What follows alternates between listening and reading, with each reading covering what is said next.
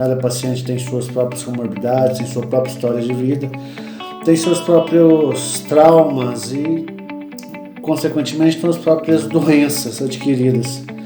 Por isso, cada paciente, cada indivíduo tem que ser visto como um indivíduo único, uma pessoa única, com condições diferentes.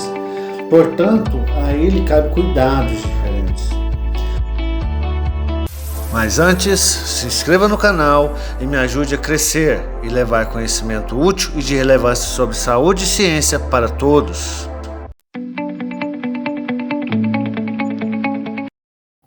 Bem-vindos a mais um vídeo deste canal. Hoje nós vamos falar sobre pressão arterial, dando sequência aos vídeos sobre sinais vitais dentro da consulta de enfermagem.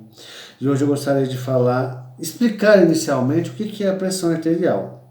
Pense no seguinte: nós temos o coração, que é o centro da corrente, de toda a corrente sanguínea do nosso corpo. Lembrando que a corrente sanguínea são vasos que não se encontram, não mistura sangue venoso, sangue arterial. Ela começa em um ponto e, se eu fizer uma sequência toda, ela pode se ramificar em vários vasos, mas vai sempre se encerrar num ponto só. Ou seja, ela sai do coração por um átrio, percorre todo o sistema, todo o corpo, por exemplo, na grande circulação, e volta ao coração em uma outra cápsula que não se liga a essa diretamente, passando dentro do coração de uma cápsula para outra, entra novamente, saindo do coração, indo até o pulmão na pequena circulação e retornando ao coração na pequena circulação, fechando todo um ciclo em 8 sem nunca se encontrar.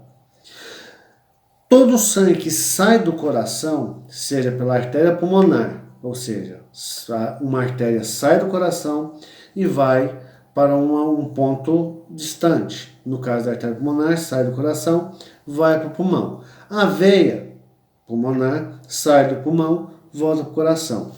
Ao ponto que na grande circulação, sai pela artéria aorta, sai do coração, nutre todo o corpo de oxigênio que o sangue recolheu no pulmão e de nutrientes que vai sendo colhidos à medida que vai andando pelo corpo. Ou seja, passou pelo estômago, recolhe estômago, intestinos, recolhe nutrientes e vai repartindo para o resto do corpo pela grande circulação.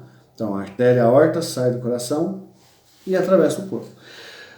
No ponto mais distal, que seria um ponto intermediário entre a saída do coração e a chegada do coração, a gente tem um ponto onde as artérias acabam se transformando em veia, vão se modificando gradativamente. Porém, até esse ponto mais distante, nós temos as artérias periféricas que vão ainda pulsar. Veia não pulsa. A artéria pulsa como o coração, fazendo com que o sangue seja bombeado. O coração bombeia, as artérias continuam um processo de esmagamento ao longo dela, de forma que vai fazer com que o sangue continue circulando. Quando chega na veia, as veias não vão pulsar mais, já está num ponto muito distante, então vai começar o retorno ao coração. Mas, para garantir que o caminho continue, quando o sangue arterial bombeia para dentro das veias, atravessa-se válvulas que existem dentro de cada veinha, de cada veia, impedindo que o sangue retorne. Então, caminha de mão única. Diferenciação de veia e artéria. Então, a artéria pulsa, bombeando o sangue, e a veia tem válvulas que impedem que o sangue retorne. Assim, fazendo com que o sangue, no caso dos mamíferos, a gente, ser humano, que somos mamíferos, o sangue vai sair do coração, vai retornar ao coração por esse mecanismo. Mas por que é tão importante eu saber o nível de pressão e entender o que é pressão dentro das artérias? Bem, vamos entender o seguinte: o sangue bombeia, vai inflar alguma coisa. Para que continue, quando ele faz uma diástole, faz um movimento de apertar, ele aperta, fazendo com que o conteúdo que está dentro se expanda e continue o seu caminho pela artéria. A artéria pulsando, ela vai fazer isso, tensionando a jogar. Porém, ela não pode zerar. Por quê? Se ela zerar, não há movimento de fluidos. Então, logo, para o movimento dos fluidos que estão dentro da artéria continuar constante, ela precisa ir aumentando, mas nunca no zero e nem no total possível, que a gente não vai ver mais para frente o que aconteceria se fosse demais essa pressão. Na verdade, é sobre isso esse vídeo, né? Então, ela precisa ir fazendo uma pressão, mas nunca sem dar uma pressão negativa, uma pressão zerada. Nesse ponto, quando ela está no máximo da sua pressão interna, quando ela aperta o máximo ali, eu tenho uma pressão, na pressão alta, a pressão maior, digamos assim, diastólica e sistólica, mas para maior compreensão eu tenho uma pressão em cima e uma pressão embaixo, uma pressão maior e uma pressão menor, diastólica, sistólica. Fica mais fácil de entender? Bem, não sei, mas vamos tentar desse jeito. Então, apertou, a pressão mais elevada, diminuiu, a pressão menor, mas ela nunca vai deixar de fazer uma pressão sobre aquele vaso, e sempre constante. Ou seja, pressão 120 por 80 ou 12 por 8, se eu uso uma escala de milímetros ou uma escala de centímetros de coluna de mercúrio. Eu sempre vou ter ela mantida. Beleza. Essa 120 por 80 é o que a gente considera dentro da normalidade para o ser humano. Na hora que eu meço com o meu aparelhinho, esse é um esfigmomanômetro, ele é aneroide, quer dizer que ele utiliza o ar em um reloginho para fazer a escala. Ele se origina de um aparelho de coluna de mercúrio, que possuía em seu complemento, ao invés desse reloginho aqui, ele possuía uma régua de mercúrio horizontal, que, de acordo com a pressão que ia aumentando dentro do manguito, na medida que ele fosse apertando, como eu apertei na minha luvinha aqui para mostrar, quando eu faço pressão sobre a estrutura, a tendência do ar é tentar sair e se empurrava a coluna de mercúrio para cima, fazendo ele mostrar a quanto estava de pressão. Cada centímetro que essa pressão fazia a coluna subir era 1 centímetro ou 1 milímetro de mercúrio que subia. Quando eu faço, então, ele vai lá para cima. Quando eu estou descendo o valor, quando ele... Vou tentar explicar assim. Apertei, mais ar fez força, fez subir mais a coluna de mercúrio. Soltei um pouquinho, ainda estou fazendo força para o ar sair. Ainda estou tentando fazer o ar expandir. Ainda estou levantando a coluna de mercúrio para algum lugar. Porém, eu não zerei. Eu não soltei de forma que o ar não fizesse nenhuma pressão sobre aquele coluna de mercúrio. Então eu tenho uma mais forte, que é a maior diastólica, e tenho uma menor sistólica, que é a pressão que continua empurrando, sem zerar, mas é uma menor. Nesse aparelhinho aneroide eu escuto como? Ao colocá-lo, o bracelete, o manguito, em algum lugar que comprima uma artéria no corpo, geralmente extremidade, posso utilizar um dos dois braços, braquial, nesse caso estaria auscultando na artéria que fica entre o braço e o antebraço, que é a artéria braquial. Posso utilizar também o manguito na posição do antebraço, tanto no antebraço quanto no braço, para me fazer a ausculta. Eu vou escutar realmente essas pressões, usando como foco a artéria radial. Poderia também utilizar a pedial ou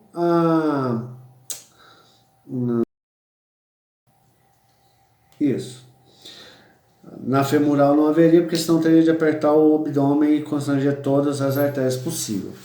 Na medida que a pressão aumenta dentro do manguito, quando eu pego a perinha e vou inflando, apertando maior a estrutura, vai chegar um momento que a minha artéria vai parar de pulsar, porque sem sangue para ela expandir, ou seja, não está correndo, não está chegando sangue, eu entupi ela antes, ela para os seus movimentos. Então eu deixaria de escutar essa artéria bater. Na medida que eu vou soltando, quando ela oclui totalmente, que ela para, essa é a pressão maior. Na medida que eu vou abrindo o ar, relaxando, soltando o ar pelo mecanismo de prisão da pera, vai chegar um certo momento que eu vou começar a escutar, porque vai ter sangue suficiente para bater, mas ela vai bater muito forte por causa do ganho, até um certo momento que eu vou deixar de escutar de novo, porque ela vai bater livre, simbolizando assim, o momento que eu comecei a escutar a pressão maior, sistólica, e quando eu parar de escutar, a pressão menor, sistólica. Assim eu teria duas pressões de diferente intensidade. A pressão quando ela está constrangindo a maior parte, quando ela está fazendo mais força para o sangue passar, e quando ela continua fazendo o sangue encaminhar, mas porém fazendo menos força. Isso é a diferença de pressões. Qual que é o valor médio? Qual que é o valor necessário para me entender, em termos humanos, ter um parâmetro humano? Qual que é o normal da pressão arterial? A pressão normal arterial seria o 120 por 80, 12 por 8. É claro que cada pessoa tem o seu basal. E quando eu falo de basal, quer dizer que cada pessoa, lembrando lá o que eu falei no vídeo anterior, cada pessoa tem o seu próprio corpo, tem seus próprios hábitos, seus próprios traumas.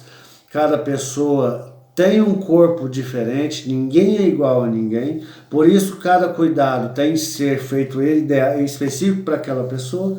Cada pessoa vai ter o seu próprio modelo existencial, o seu próprio basal. Basal seria o que é de base, o que é de normalidade daquela pessoa.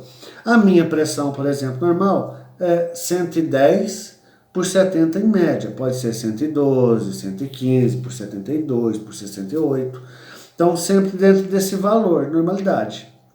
Algumas pessoas têm um basal maior, poderia ser 140 por 100. Outras têm um menor, poderia ser 90 por 50. Mas se vocês perceberem, sempre na normalidade eu vou estar colocando uma diferença de 40 pontinhos. 120 menos 80, 40. 140 menos 100, 40. 90 menos 50, 40. Por quê? Porque essa é a normalidade do corpo e como as artérias funcionam bem. Se eu mantenho sempre uma diferença de 40, a minha bexiga nunca vai estourar. Porque eu estou fazendo uma força maior e uma força menor, sempre mantendo uma força, mas modificando pouco a estrutura dessas paredes da artéria. Porém, o que acontece se eu apertar demais e soltar demais? Apertar demais e soltar demais. Uma hora, ela não vai aguentar e vai ceder. Não foi o que aconteceu, porque pelo jeito a luva é boa. Mas relaxou todinho. O que já também dá uma ideia do que é o envelhecimento. De tanto acontecer, às vezes vão se rompendo até ela realmente arrebentar. Em resumo, se eu tenho uma pressão 210 por 6, 210 por 60, eu vou estar fazendo força demais num ponto e relaxando demais no outro, fazendo como eu fiz com a bexiga. Aperta demais, solta, aperta demais, solta demais, e vai chegar um momento que ela vai ou romper ou vai ficar como minha luva, 3 vezes maior o tamanho.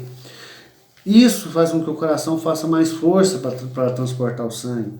Isso faz com que não chegue nutrientes suficientes nas extremidades. Acontece uma sequência de outros fatores.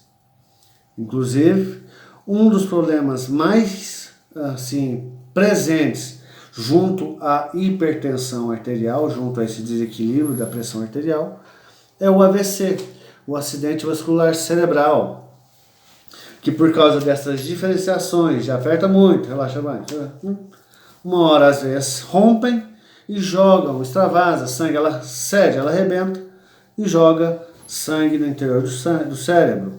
Lembrando que o sangue, apesar de ser uma estrutura fisiológica, quando as células vermelhas param de circular, elas morrem, elas liberam bilirrubina, que é que dá aquelas manchinhas roxas que vão esverdeando, amarelando, esverdeando, mudando de cor. E aquilo é neurotóxico, ou seja, a presença de sangue no cérebro mata neurônios, provoca inflamação, que é dor, calor, rubor, edema, fazendo um inchar e comprometendo diversas outras funções. Pensa, vazou pouquinho sangue, mas mesmo assim a sequela foi muito. Por quê? Porque não é só o tanto que sangue que extravasa que gera o problema.